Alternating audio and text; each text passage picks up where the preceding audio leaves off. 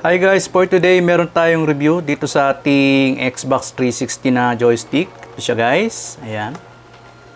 Bali nung na-receive ko yung product, medyo may ano lang siya rito, gusot yung box.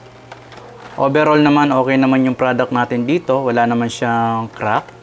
Pero hindi ko pa siya nabubuksan. Ang ano lang dito, yung pinili nating kulay is black. Compatible nga pala to sa desktop natin, sa mga computers, and also sa Xbox 360. So tara, check natin yung laman sa loob kung okay naman yung ating product. Ayan. Iwan ko na lang yung link niya sa description box para sa ibang details ng joystick na to. So tara, open natin. Ayan. Tingnan natin kung maganda yung joystick natin. Wala na laman yung box.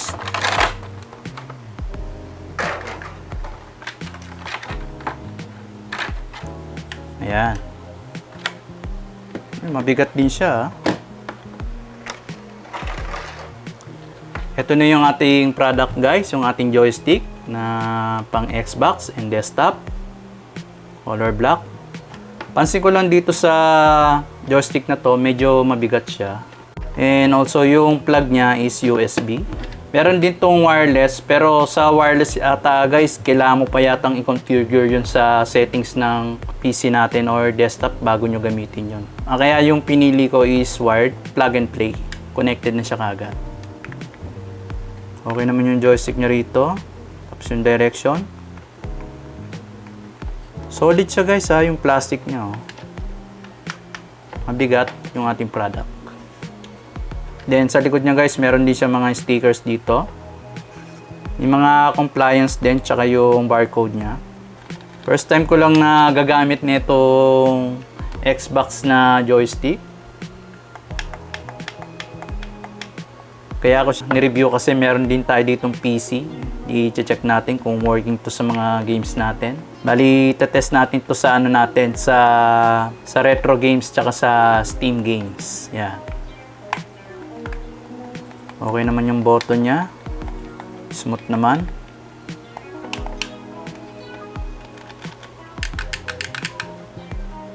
Ayan.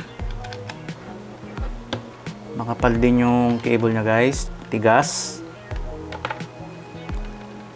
So, check natin guys kung ilang grams tong product natin kasi na-curious ako sa sa bigat ng joystick natin. Ayan, kasama yung wire.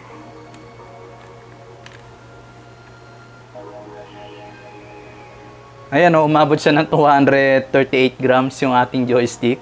So, mabigat siya. Mas mabigat pa dun sa mga nire-review natin na drone.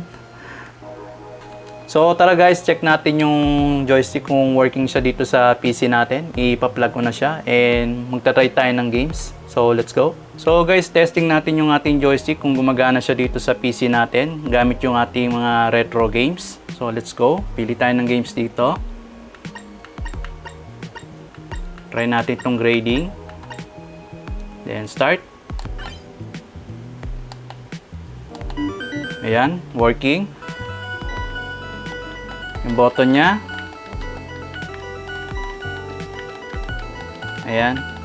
So guys, gumagana yung joystick natin. Smooth naman yung joystick niya rito. Ayan.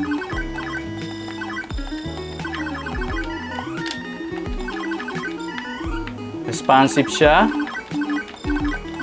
Walang lag.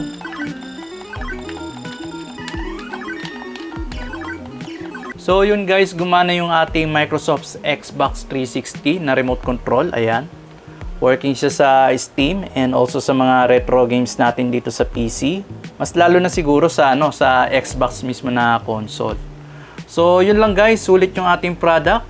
So don't forget to hit yung ating subscribe button and hit mo na rin yung ating notification bell para ma-notify ka sa mga iba pa nating unboxing reviews and tutorial tips.